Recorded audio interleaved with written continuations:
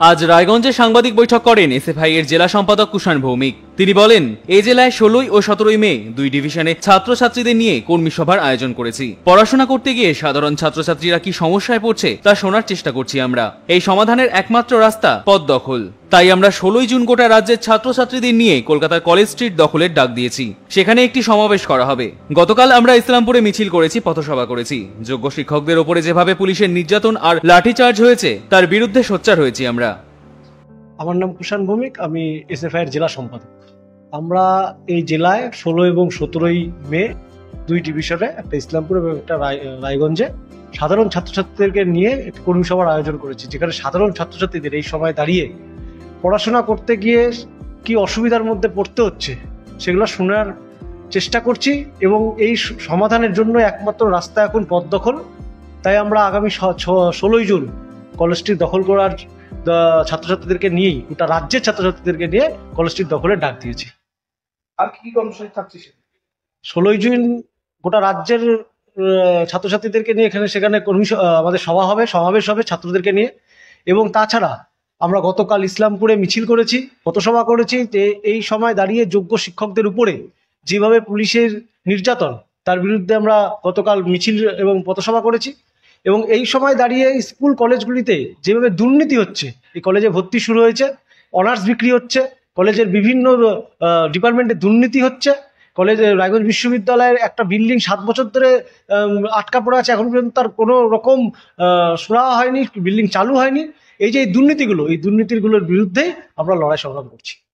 যোগ্য চাকরিহারা শিক্ষকরা বিকাশ ভবনের সামনে শান্তিপূর্ণ আন্দোলন করছিলেন। সেই আন্দোলনে পুলিশ বর্বরোচিতভাবে তাদের উপর হামলা চালায় বা লাঠিচার্জ করে। ঘটনায় একাধিক শিক্ষক, শিক্ষিকা এবং শিক্ষাকর্মী আহত হয়েছেন। এই ঘটনায় প্রতিবাদে সরব হয়েছেন বিরোধীরা, সরব হয়েছে কংগ্রেসও। শনিবার দুপুরে বালুরঘাট শহরের নারায়ণপুর এলাকায় অবস্থিত গান্ধী মূর্তির পাদদেশে ধর্ণা বিক্ষোভ করে দক্ষিণ দিনাজপুর জেলা যুব কংগ্রেস নেতৃত্ব।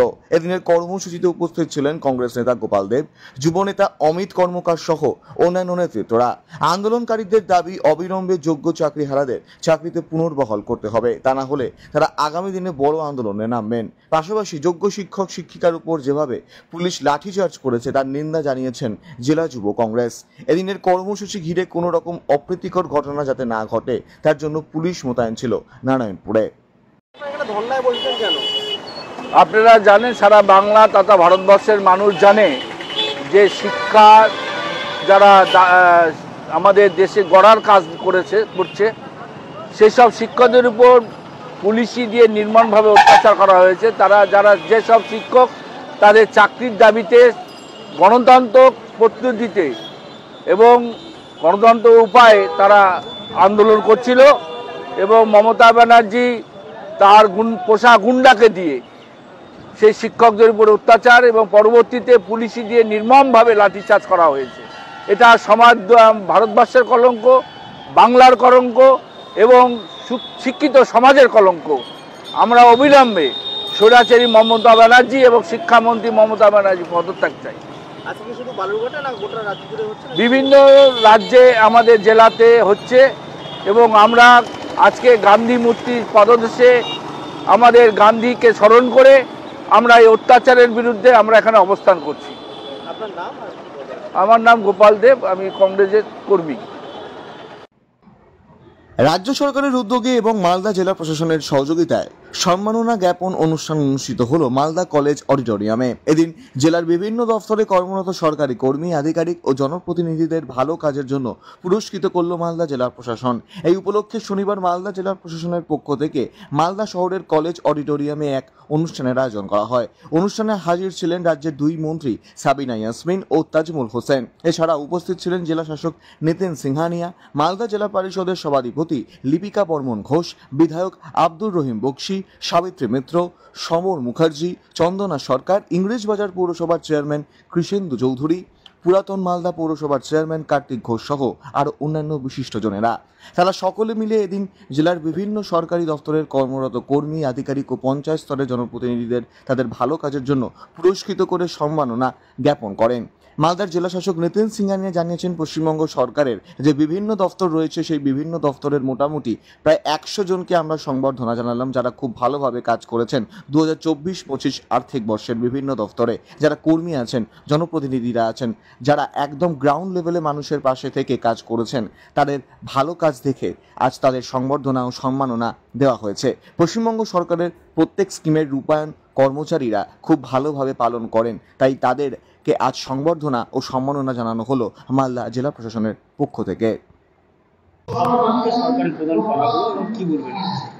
বাংলার মুখ্যমন্ত্রী শ্রীমতী মমতা ব্যানার্জির অনুপ্রেরণায় আজকে জেলা শাসকের এবং জেলা প্রশাসনের উদ্যোগে মালদা জেলার প্রায় 91 জন আধিকারিককে আমরা সম্মাননা প্রদান করলাম এবং বেনিফিশিয়ারিকে আমরা তাদের তুলে দিলাম, সরকারি যে সুবিধা সেই তুলে দিলাম। আমি ধন্যবাদ জানাই জেলা শাসককে যে এবার প্রথম মালদা জেলায় এইভাবে যারা ভালো কাজ করে, বিভিন্ন ডিপার্টমেন্টে যারা ভালো কাজ করে তাদেরকে আজকে পুরস্কৃত করা হলো। এই পুরস্কৃত করার মূল উদ্দেশ্য হচ্ছে তাদেরকে আরও আগামী দিনে অ্যাক্টিভ এবং তারা আরও অনুপ্রেরণা পাবে এবং তাদের দেখে তাদের নিম্নস্থ যারা আছে বা আশেপাশে যারা কাজ করে কলিগরা, তারাও অনুপ্রেরণা পাবে।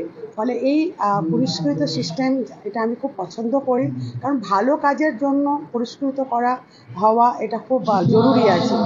কারণ সেটা করতে গেলে ও পাবলিকলি যখন তাকে একটা পুরস্কৃত করা হয়, ও নিজেও খুব গর্ববোধ করে যে না আমি ভালো কাজ করেছি, গর্ববোধ করে এবং এই অলংকার তার পরবর্তী কর্মজীবনে যতদিন সে কাজ করবে তাকে ইন্সপিরেশন যোগায়। দুর্ঘটনায় মৃত পরিবারদের পাশেও দাঁড়িয়েছেন এবং তাদেরকে প্রদান করা হচ্ছে, দেখুন, এটা তো আমাদের কোনো দুর্ঘটনাই আমাদের কাছে সুখের নয়, সমস্ত দুর্ঘটনাই আমাদের কাছে খুব দুঃখের।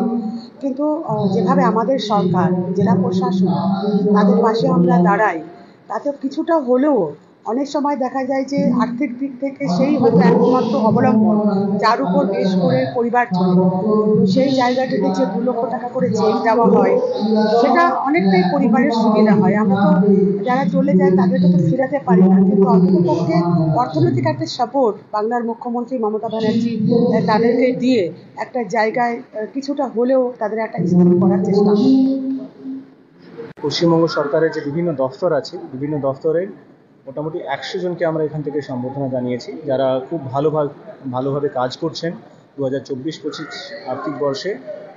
বিভিন্ন দফতরের বিভিন্ন আমাদের যারা কর্মী আছেন, জনপ্রতিনিধিরা আছেন, যারা গ্রাউন্ড লেভেলের মানুষের পাশে থেকে কাজ করছেন, তাদেরকে just as a token of motivation তাদের ভালো কাজকে রেকগনাইজ করা হয়েছে এবং 2025-26-এর একটা যে আমরা রোড ম্যাপ তৈরি করেছি যে পুরো বিভিন্ন দফতরে কীভাবে ভালো ভালো কাজ আমরা করতে পারি, সেটাও আজকে আলোচনা হয়েছে। এর মাধ্যমে আমরা আশা করব যা রেসপন্সিবিলিটিস প্রত্যেক আমাদের কর্মচারী জনপ্রতিনিধিদেরকে দেওয়া হয়, তারা খুব ভালো করে সেটা কাজ করে মানুষের পাশে থেকে, পশ্চিমবঙ্গ সরকারের প্রত্যেক স্কিমের রূপায়ণ খুব ভালো করে করে।